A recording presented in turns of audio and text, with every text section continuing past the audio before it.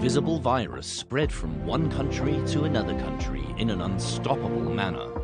So far, COVID-19 outbreak has spread to all continents except Antarctica. Obviously, China is not the only victim of this disaster. What will humans do when this century plague sweeps the globe?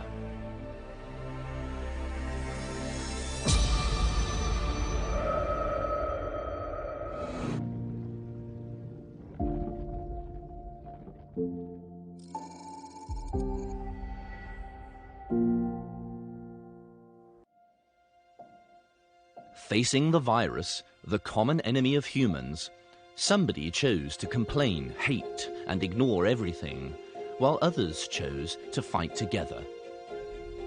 My understanding of this disease, I know that it's possible to stop, it's possible to win this battle. Because I'm in front line, I see the news, I know that they are fake news, but I do not take care of that. I'm Dr. Leton. I'm from Benin Republic in West Africa.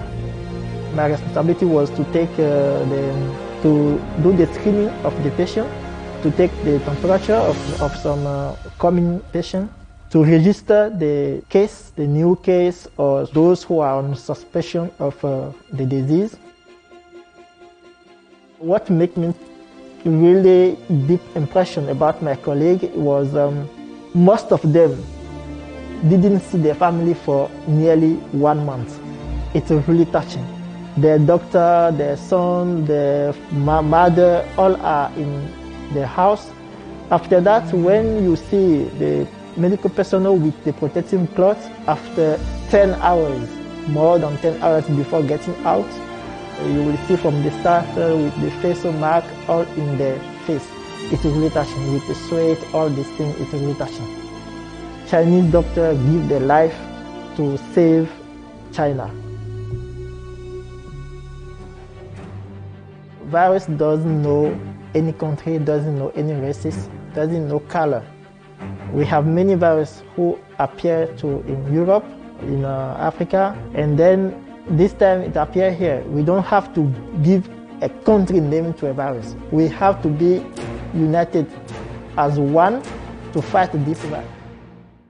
In 2014, it's true that Africa has a huge infectious disease called Ebola. And China was the first country who came to help Africa in that battle. So those are the staff who give me the motivation to say, if China, I know if it happened to my country, Benin, Chinese people, Chinese government should be the first country who support us. At present, the death toll caused by COVID-19 has exceeded the death toll from SARS and Ebola, and its infectivity is far more than most viruses known to humans.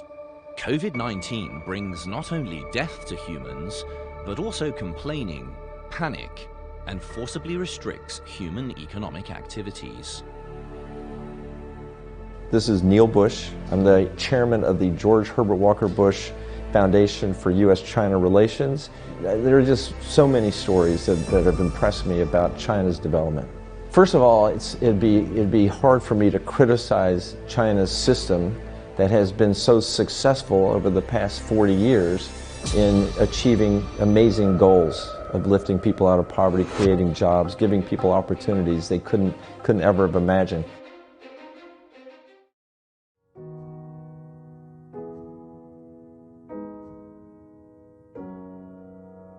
Your country has done so much to keep the virus in China and to keep people from China catching the virus at the expense of your economy. And if this virus ever gets into the United States, it's hard to imagine the United States being able to muster the courage to say, okay, we're going to shut our economy down for like 4 or 5 weeks, because we don't want people to get sick.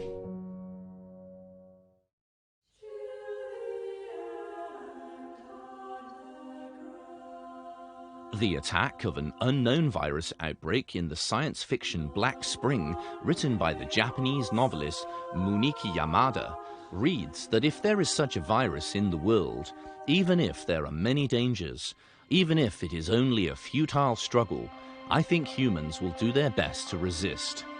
In the spring of 2020, this is no longer science fiction, but the reality we are faced with.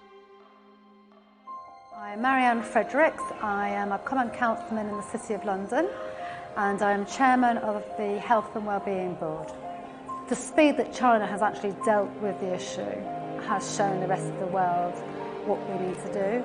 So we have seen with other countries that have seen a number of cases, they have taken the learnings from China and employed them. So the sooner we contain the virus, the less it will spread. It will show that we need to work together if we're going to solve the problems that we all face. So I hope that by coming together we will resolve more than just this issue. We'll hopefully address all the other really pressing issues that we face globally. We're all in it together. We are one people. We are one world.